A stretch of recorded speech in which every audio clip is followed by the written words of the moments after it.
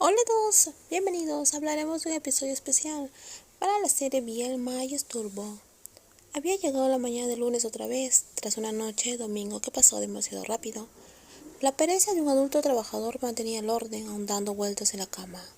Pisor, despierta o perderás tu vuelo. Le gritó Jung a su novio que seguía acurrucado en él, negándose a levantarse. Anoche Sor no durmió hasta pasada la 1 de la madrugada, porque había estado hablando de trabajo con Kuntune durante un largo rato. Hoy Visor tenía un vuelo a Japón por un trabajo para Tai. Jun ya había preparado la maleta. Ahora solo faltaba que él mismo se levantara, se duchara y se vistiera. ¡Qué sueño!, murmuró Sor en voz baja, antes de despegarse de la cama. Jun le dio exactamente 10 minutos. Si se quedaban más tiempo, se quedarían atascados en el tráfico y Sor pagaría su vuelo. Jun bajó corriendo las escaleras mientras se abrochaba la camisa. Aquí está tu sándwich, aquí está tu café, y aquí está tu billetera, dijo Jung, arrojando cada artículo, mientras Sor se acomodaba en el asiento del conductor. No olvidaste tu pasaporte, ¿verdad?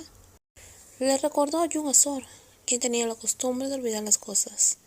No me olvidé nada, cariño. Vámonos antes de que pierda ese vuelo. Jung condujo entre el tráfico típico del lunes por la mañana. Dejó a Sor que bajara primero, luego fue a buscar un sitio para aparcar. Una vez dentro, Jun se sentó en un banco esperando que Sor terminara, mientras le escribía a Tai para avisarle que llegaría tarde al trabajo, porque iba a dejar a Sor y que... Listo, dijo Sor acercándose al hombre que estaba ocupado escribiendo en su teléfono. Te preparé 3 pares de calcetines, así que con el que llevas puesto son 4. Te di 5 pares de ropa. Continuó Jun enumerando todo lo que había empacado. Solo me voy una semana, y tú hiciste las maletas como si me fuera por un mes, le bromeó Sor. Tienes que estar preparado. ¿Qué tal si llegas y el cliente te ve y cancela el pedido de Tai? No te pongas muy coqueto mientras no estoy. ¿Por qué se estás vistiendo como si fueras a una pasarela todos los días?, refunfuñó Sor.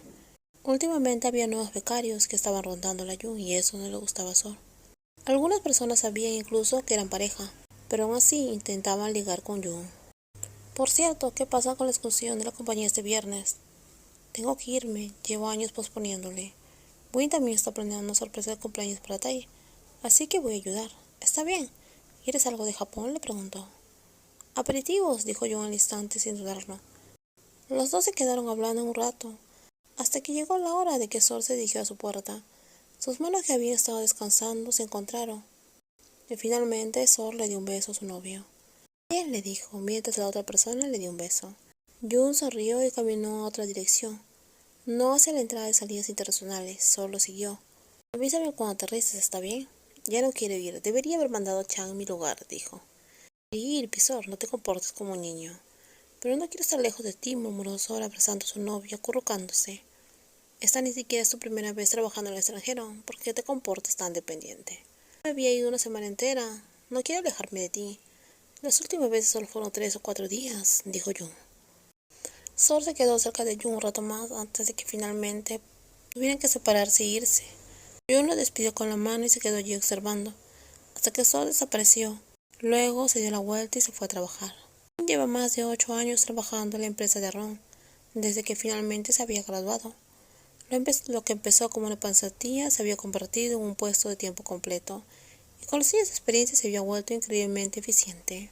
Jun, te traje algo, dijo un joven llamado Non. Era el nuevo becario que llevaba unos 2 meses en el equipo. Era un niño pequeño y guapo, con rasgos muy delicados. Deja de coquetear con Jun. Aunque Pisor no está aquí, eso no debes hacerlo, le dijo Cor con una sonrisa, sabiendo exactamente qué es lo que quería ese niño.